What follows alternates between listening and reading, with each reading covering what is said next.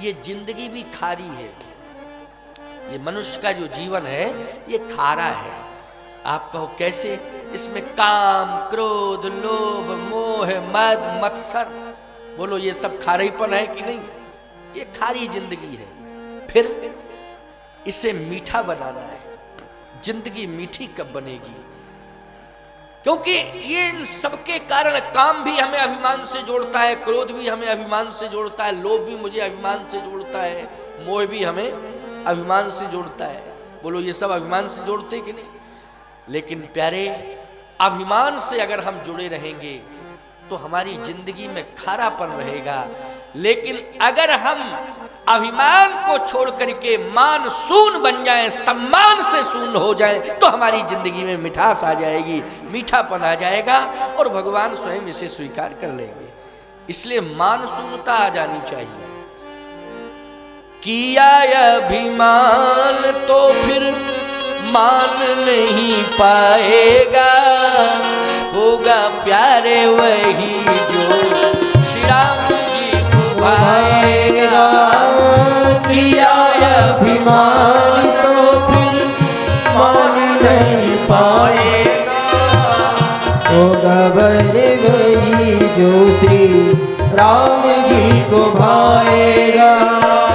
किया अभिमान तो फिर मान नहीं पाएगा, होगा प्यारे वही जो श्री राम जी को भाएगा। किया अभिमान तो फिर मान नहीं पाएगा, होगा प्यारे वही जो श्री राम जी को भाएगा। धन्यवाद निर्विवाद राम राम कहिए, चाही विधि राखे राम, ताही विधि रही। धन्यवाद निर्विवाद राम राम कहिए, यही विधि राखे राम, ताही विधि रही।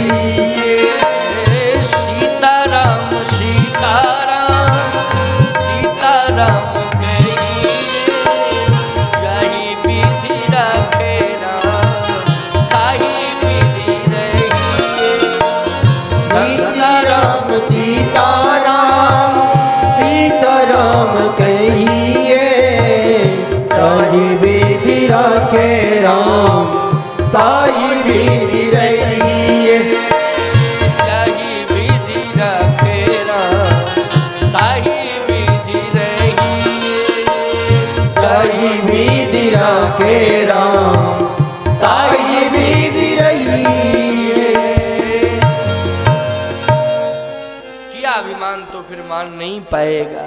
अभिमान मत करना सती। अभिमान के कारण तुमने कथा नहीं सुनी। यही अभिमान तो था कि मेरा पति परम विद्वान है, मेरे पति से बड़ा विद्वान कोई नहीं है। अरे ठीक है, पति को परमात्मा समझो, लेकिन पति को अभिमान से मत जोड़ो, पति को भगवान से जोड़ो। क्यों? किससे जोड़ना चाहिए?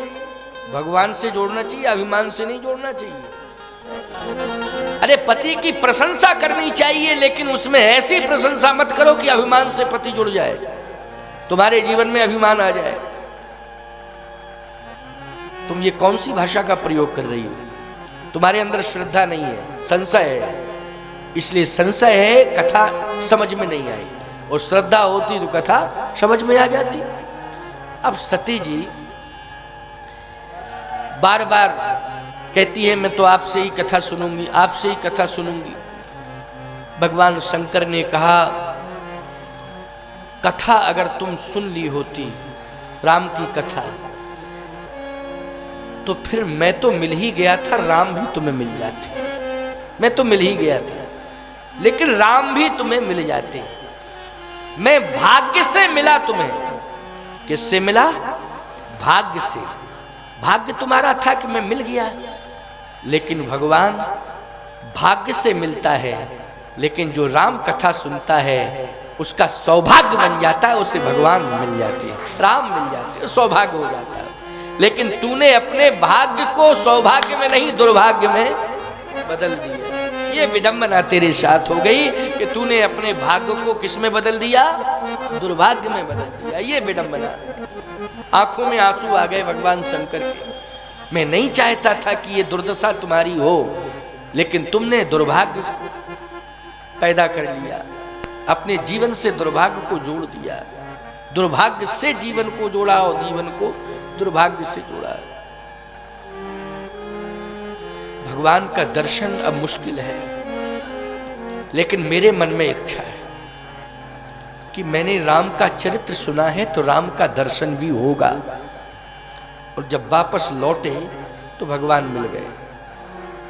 मिल गए कि नहीं? जय सच्चिदानंद जग पावो, सच्चिदानंद रूपाय विश्वोत्पत्त्यादि हेतवे तापत्रय विनाशाय श्री कृष्णाय वयम नुमः।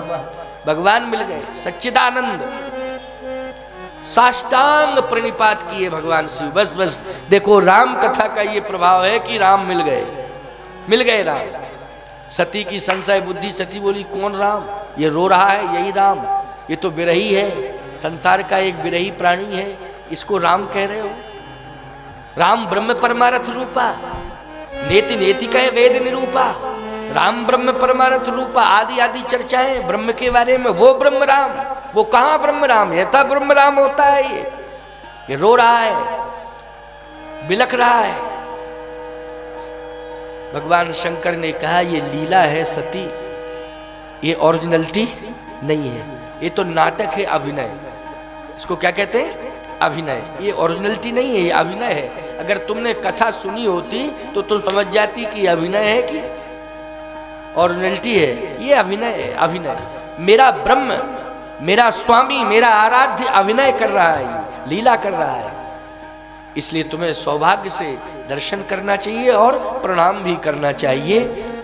सती जी ने कहा मैं तो परीक्षा लूंगी तब प्रणाम करूंगी, इसके पहले कर ही नहीं सकती। भगवान शंकर ने माथा पकड़ लिया, कहे और गड़बड़ कर दिया। कैसे? अरे भगवान की कभी परीक्षा नहीं लेनी चाहिए।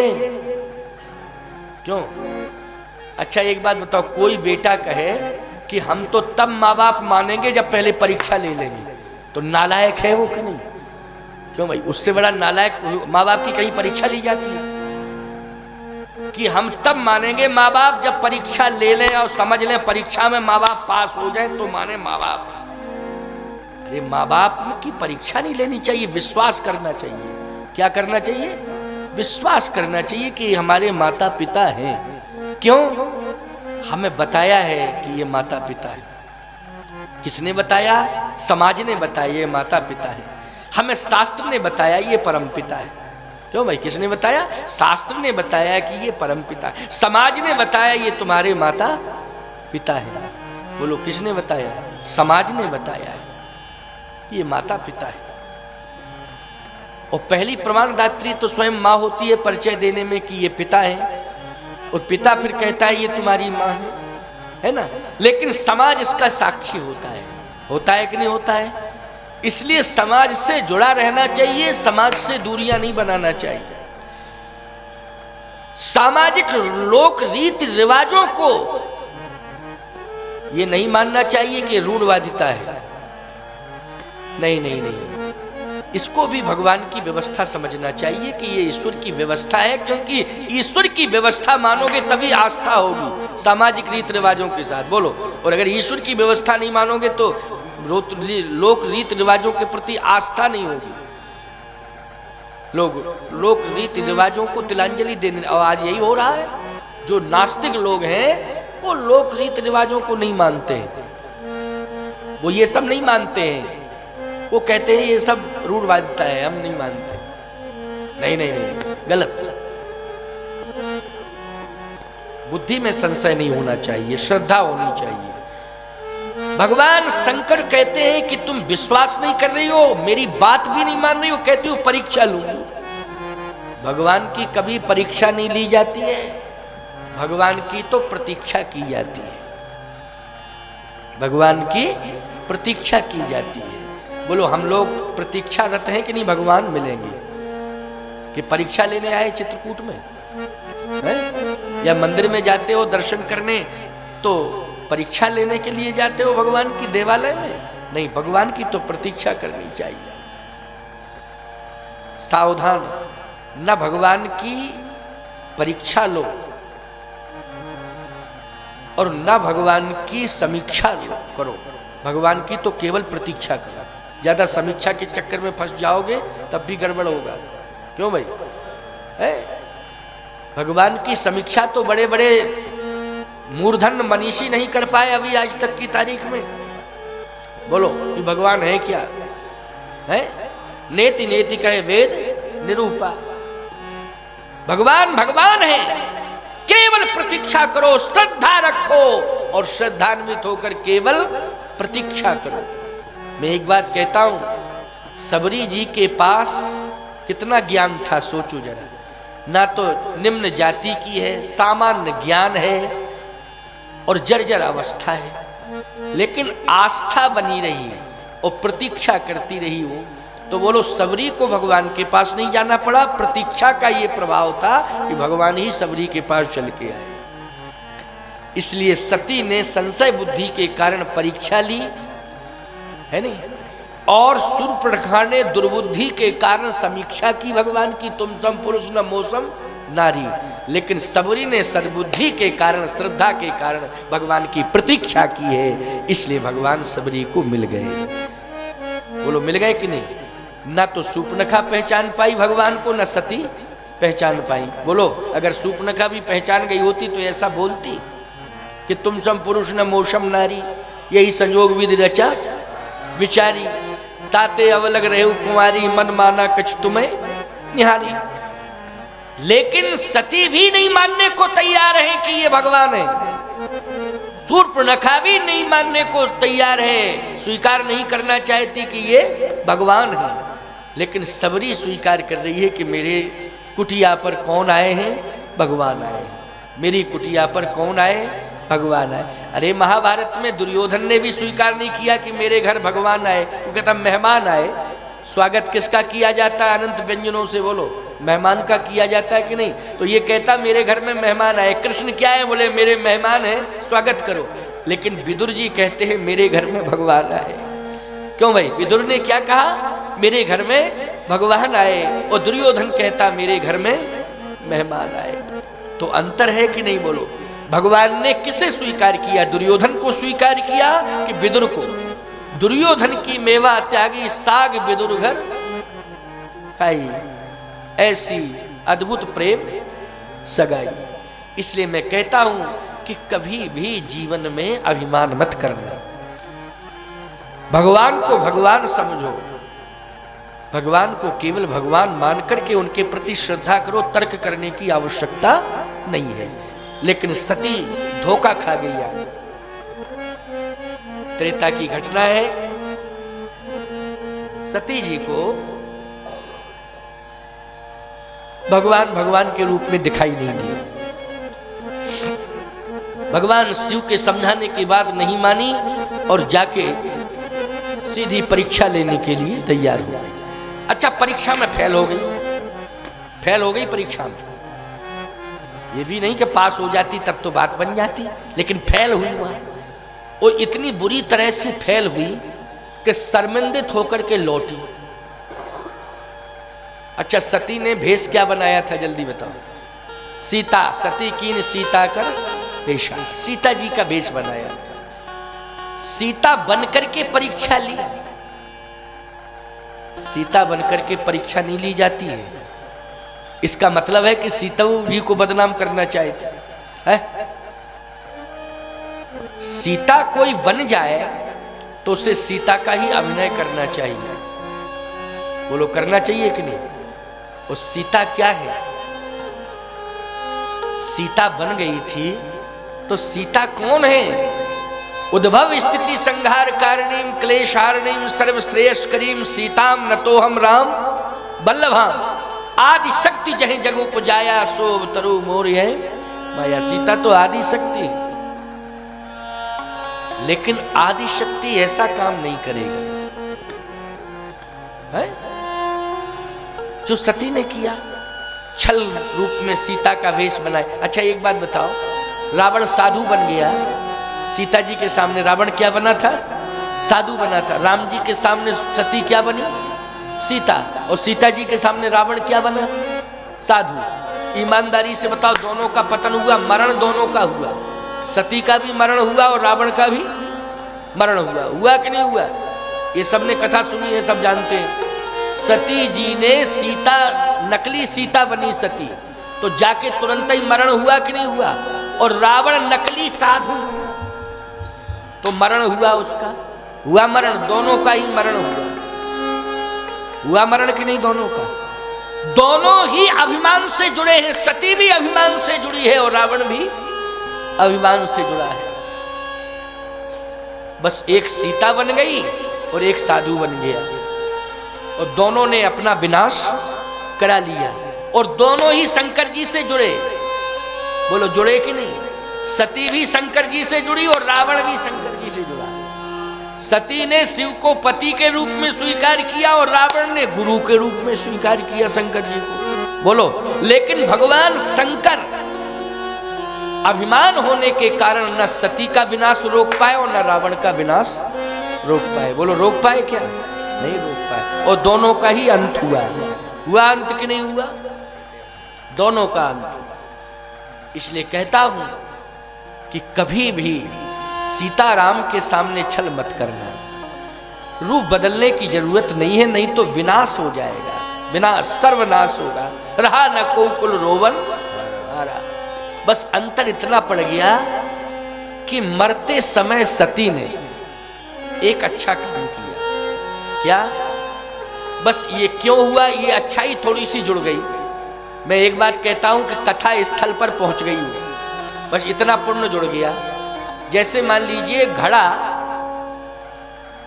अगर नल के नीचे सीधा रखा है तो भरेगा, और अगर सीधा नहीं रखा, उल्टा रखा है तो ठंडा तो हो ही जाएगा, भरेगा नहीं। कम से कम ठंडा तो होगा, क्यों? भरेगा नहीं, लेकिन ठंडा हो जाएगा।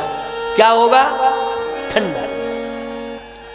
सत्संग में गई थी तो इतना प्रभाव पड़ गया कि अंत समय उसने एक प्रार्थना की। देखिए प्रार्थना क्या की कि भूल हो गई मुझसे, भूल हो गई। इस भगवान शंकर से भी कह रही, थोड़ी सी गलती यहां कर गई, यही कह देती मुझसे भूल हो गई। शिव जी से जब लौट के आई तो ये कह देती मुझसे भूल हो गई, तो बात बन जाती। लेकिन भगवान शंकर ने कहा परीक्षा ले ली, कहती कछु न परीक्षा लीन गुसाई, ओ कीन प्रणाम तुम्हारे नाई। मैंने परीक्षा कुछ नहीं ली, प्रणाम करके लौट आई। अरे तो मेरे साथ जब मैं प्रणाम कर रहा था उस समय कर लेती तो क्या बिगड़ जाता तेरा? प्रणाम करने गई 2 किलोमीटर दूर, जब मैं कर रहा था प्रणाम तो मेरे साथ क्यों नहीं किया प्रणाम? अरे पति पत्नी दोनों आवे मंदिर में है, और पति जो है मंदिर को देखे तो सीधा प्रणाम करे, और पत्नी जाके दूर चली जाए, क्या मंदिर में प्रणाम करने जा रहे भगवान को? कहा बोले 2 किलोमीटर दूर जा रहे। अरे ये कोई परंपरा है? प्रणाम करना था तो साथ में क्यों नहीं किया? झूठ बोल गई। क्या बोल गई सती? झूठ बोल गई। कछु न परीक्षा लीन गुसाई, कीन प्रणाम तुम्हारे। आपकी तरह प्रणाम करके चली आई। अब बोलो भैया, पत्नी का ये धर्म है कि पति से झूठ बोले? झूठ नहीं बोलना चाहिए, सत्य बोलना चाहिए। सांसारिक कोई परिचर्चा हो उसमें भले ही झूठ बोल दो, लेकिन भगवत संबंधी चर्चा में कभी झूठ नहीं बोलना चाहिए। यहां सांसारिकता की चर्चा हो रही थी, भगवत संबंधी चर्चा हो रही? बोलो, भगवत संबंधी चर्चा थी ये तो भगवत संबंधी व्यवस्था में भी झूठ बोलना ये उचित बात नहीं। भगवान शंकर तो समझ गए। भगवान शंकर ने कहा बस अब तुम सती सीता बन गई हो, तुमने भले ही रूप धारण किया है।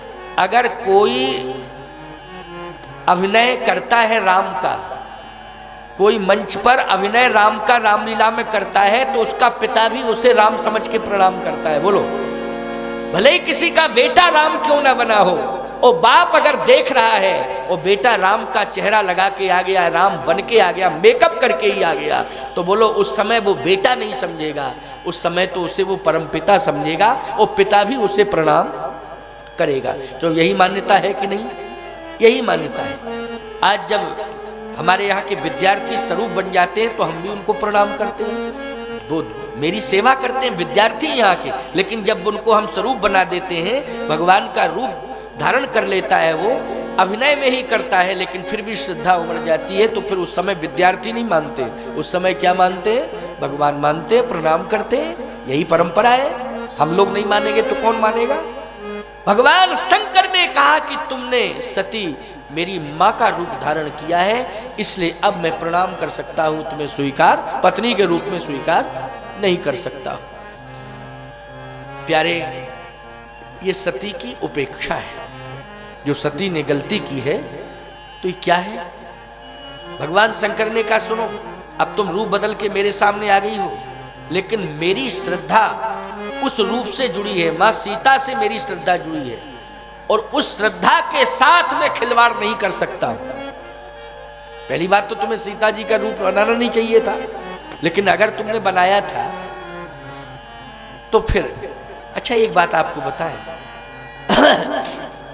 सती जी को सीता जी के रूप की क्या जरूरत थी? आवश्यकता ही नहीं थी। और कोई रूप बना लेती, और कोई रूप धारण करके चली जाती। लेकिन विनाश काले विपरीत बुद्धि, विनाश काल का समय था, बुद्धि विपरीत हो गई, बना लिया सीता का वेश, और भगवान शिव ने कहा बस अब तो सदा सदा के लिए प्रणाम ही दूर से कर सकता हूं, स्पर्श तो कर ही नहीं सकता हूं, प्रणाम। अब सती के मन में गिलानी हो गई, गिलानी हुई साहब। भगवान शिव आंख बंद करके बैठ गए, अब मुझे देखना भी नहीं है। आंख बंद करके बैठ गए भगवान शिव, अब मुझे देखना ही नहीं है। अब सती बहुत परेशान, भगवान को लीला का विस्तार करना था। उसी समय उनके पिताश्री ने यज्ञ का आयोजन किया। ये भगवान की इच्छा से ही सब हुआ। दक्ष प्रजापति ने यज्ञ की घोषणा कर दी, यज्ञ का आयोजन हुआ, उसमें सबको बुलाया, लेकिन शंकर जी को नहीं बुलाया। क्यों? वो भी चतुर्बुद्धि का है। चतुर्बुद्धि में दक्ष मानी क्या होता है? चतुर। तो आपको हमारा चतुर्बुद्धि खराब होती? देखो, चतुर तो हो लेकिन चालाक चतुर मत हो। समझ रहे हैं? चालाक चतुर अच्छा नहीं होता है, चतुर अच्छा होता है। लेकिन चतुरता में चालाकी आ जाए तो ये अच्छी बात नहीं। मैं एक बात कहता हूँ, शिवजी दामाद हैं तो दामाद का सम्मान करना चाहिए कि अपमान करना चाहिए? सम्मान करना चाहिए। अच्छा, यज्ञ में जब विशेष रूप से भगवान शिव का एक स्थान होता है, विशेष स्थान होता है यज्ञ में, तो बोलो वो स्थान देना चाहिए कि नहीं देना चाहिए? तू कैसा विद्वान है, कैसा यज्ञ कर रहा है कि जिसका यज्ञ में विशेष स्थान है, जब उसको स्थान ही नहीं दे रहा है तो तू कैसा यज्ञ कर रहा है? कैसा चतुर है तू? चालाक है। क्या है? चालाक है। भगवान ने कहा तेरी चालाकी अब मैं ठीक कर दूंगा। तू कितना बड़ा चालाक है, अब तेरी चालाकी में निपटा दूंगा, ठीक कर दूंगा। और यही हुआ कि उर प्रेरक रघुवंश विभूषण सबको बुलाया दक्ष प्रजापति ने, लेकिन शिव जी को नहीं बुलाया। अच्छा, बेटी को भी नहीं बुलाया, सती को भी नहीं बुलाया। लेकिन भगवान शंकर ने ही कहा देखो ऐसा है, नहीं बुलाया तो तुम चली जाओ। अच्छा बोलो, किसने भेजा? जल्दी बोलो, भेजा किसने सती को? सती तो कह रही थी मैं कैसे जाऊं, मुझे बुलाया नहीं गया। कहे सब जा रहे हैं, सती फ्री सब जा रहे हैं, कहीं जा रहे हैं तो तुम भी चली जाओ, पिता के घर में है। पिता के घर में सम्मान पाने की इच्छा नहीं रखना चाहिए, इसलिए चली जाओ है? क्योंकि पिता के घर में सम्मान पाने की इच्छा, अपने आप ही सम्मान मिलता, पिता की यहाँ इच्छा नहीं रखनी चाहिए। लेकिन ये भावना ही पिता की होती है कि पुत्री आई है तो उसे सम्मान सहज भाव से ही सम्मान देता है, उसमें प्रयास की कोई आवश्यकता नहीं पड़ती है। अरे तुम्हें सम्मान नहीं दिया, निमंत्रण नहीं दिया, तुम जाओगी तो निश्चित है कि तुम पुत्री हो तो सम्मान मिलेगा ही मिलेगा, क्योंकि पुत्री हो। और विद्वान है पिता तुम्हारा, कोई मूर्ख थोड़ी है, सम्मान नहीं करेगा, जाओ, क्योंकि विनाश होना था ना। अच्छा एक बात और बताएं, सती का मृत्यु योग जुड़ गया, मृत्यु योग आ गया था उसका। राम कथा अगर सुनते रहोगे तो एक बात मैं स्पष्ट रूप से कह रहा हूं, मंत्र महामणि विषय व्याल के मेटत कठिन कुअंक भालू। अगर मृत्यु योग भी जुड़ा होगा तो याद रखना, राम कथा महामृत्युंजय बन करके आपको मृत्यु से उबारेगा। क्योंकि भगवान शिव ही महाकाल है और महाकाल ही मृत्यु से दूर कर सकता है। और राम कथा भगवान शिव के हृदय में है, तो सबसे ज्यादा प्रिय अगर महाकाल को है तो वो क्या है बोलो संसार में? कथा, राम कथा। और राम कथा से जो जुड़ जाएगा, बोलो महाकाल की कृपा अपने आप बिना अनुष्ठान किए हो जाएगी कि नहीं हो जाएगी? अपने आप। लेकिन सती जुड़ी नहीं कथा से, तो महाकाल से दूर हो गई, और महाकाल से दूर हो गई तो मृत्यु योग आ गया, और मृत्यु योग आ गया तो महाकाल ने ही मृत्यु के मुंह में धकेल दिया, चली जाओ, क्योंकि वो मृत्यु का स्थान है। और भेजा किसने है? जल्दी बोलो, किसने भेजा है? महाकाल ने ही भेजा है। महाकाल ही कह रहा जाओ जाओ। सती चली गई, लेकिन देखा क्या, सती से कोई बोला ही नहीं। भगनी मिली बहुत मुस्काता, वो भी मिली हैं बहनें तो हंसते हुए, उपहास करते हुए। कैसे मिली? उपहास करते हुए। एक बात आपको बताएं, बहनें अगर उपहास कर रही हैं तो अलग बात है, लेकिन कम से कम माता पिता को तो एहसास करना चाहिए कि मेरी बेटी आई है। बहनों की बात अलग है, चलो भाई कोई बात नहीं उपहास, लेकिन माता पिता को ये एहसास करना चाहिए कि मेरे घर में बेटी आई है। लेकिन कोई सम्मान नहीं, कोई स्थान नहीं, बस उसने कहा मरना ही उचित है, अब मरना चाहिए। तो सती आज मरने का संकल्प पिता के यहाँ ले रही है। अगर शंकर जी के यहाँ मर गई होती तो बदनामी किसे मिलती? जल्दी बोलो। शंकर जी को। कैसे महाकाल है ये, अपनी पत्नियों को नहीं बचा पाए, हमें क्या बचाएंगे? फालतू में अनुष्ठान मत करो। अनुष्ठान क्यों? अपनी पत्नी को नहीं बचा पाए तो ये हमें क्या बचाएंगे? इनका अनुष्ठान महामंत्र महामृत्युंजय का हमें क्या बचाएगा जब अपनी पत्नी को नहीं बचा पाए? क्यों भाई? यही विचार आता दुनिया के मन में कि नहीं? भगवान शंकर ने कहा यहाँ से दूर जाओ, तो अपने पिता के यहाँ मरो। एक और बात आपको बता, पति के घर में अगर पत्नी मर जाए तो फिर समझ लो सेंट्रल जेल की व्यवस्था हो जाती। क्यों भाई? चाहे जितना कोशिश करो बचने की, हाल केस दर्ज हो जाएगा कि नहीं? और पिता के यहां मरे तो कोई केस नहीं, तो क्या केस, कौन सी धारा बनती है? जल्दी बोलो। पिता के यहां अगर मरती है पुत्री तो बोलो भाई कोई धारा बनती, कोई केस बनता है? कुछ नहीं। अरे भैया पिता के यहां मरी, मौत आ गई थी सो मर गई, और पति के यहां मरी, मार डाला, मर थोड़ी नहीं थी, मार डाला। क्यों? यही भाव होता है कि नहीं? पति के यहां मरे तो मार डाला, और पिता के यहां मरे मौत ले गई, मौत आ गई थी तो मर गई जाके, मौत ले गई उसे। क्यों? भाव बदल जाता है कि नहीं? भाषा बदल जाती, भाव बदल जाता, विचार बदल जाता लोगों का, पता नहीं क्या क्या लोग सोचने लगते हैं। सती जाके मरी कहाँ? अपने पिता के यहाँ, भगवान शंकर के यहाँ नहीं। लेकिन कथा का इतना असर आया, मैंने कहा नहीं, नल के नीचे घड़ा सीधा है तो भरेगा, यदि उल्टा है तो शीतल होगा, भरेगा नहीं, वो क्या होगा? शीतल होगा, असर थोड़ा पड़ेगा निश्चित रूप से। वो थोड़ा सा असर आ गया। क्या असर आया? सती मरत हरिसन बर मांगा,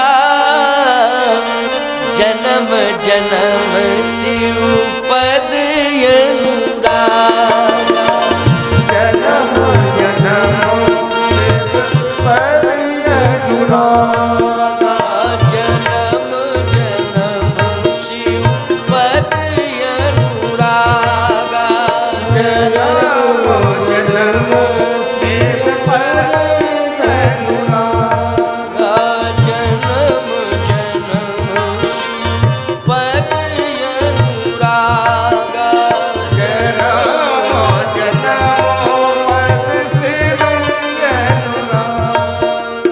सती मरत हरिशन बर मांगा, जन्म जन्म शिव पद अनुरागा।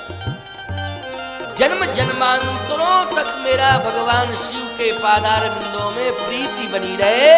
हे यज्ञ भगवान, मुझे अब कुछ भी नहीं चाहिए, केवल जन्म जन्म शिव पद। इससे सिद्ध हुआ कि कथा ने उसे थोड़ा सा भगवान से जोड़ दिया। किससे जोड़ दिया? भगवान से जोड़ दिया। भगवान, पत्नी के जीवन का असली भगवान तो पति ही होता है ना, क्यों भाई? इसलिए उसका नाम क्या है? पति देवता सुतीय। पति देवता, पति को देवता माना जाता है। पत्नी भी कहती है क्या है? मेरा पति देवता है। ये रामायण की भाषा है, पति देवता। परिचय में यही कहती है भारतीय सनातन संस्कृति में पली हुई नारी। ये कौन है साथ में? पति देव है। क्यों नहीं? पति देव, यही शब्द, देव शब्द जुड़ जाता है, पति देव। पति से पूछा जाता है ये साथ में कौन? धर्म पत्नी। ये नहीं कहता पत्नी, आजकल ज्यादा बोले पत्नी पत्नी पत्नी पत्नी। पहले होती थी भाषा धर्म पत्नी, ये मेरी धर्म पत्नी। ये कौन है? ये पति देव है। आजकल पूछो ये कौन है? हस्बैंड।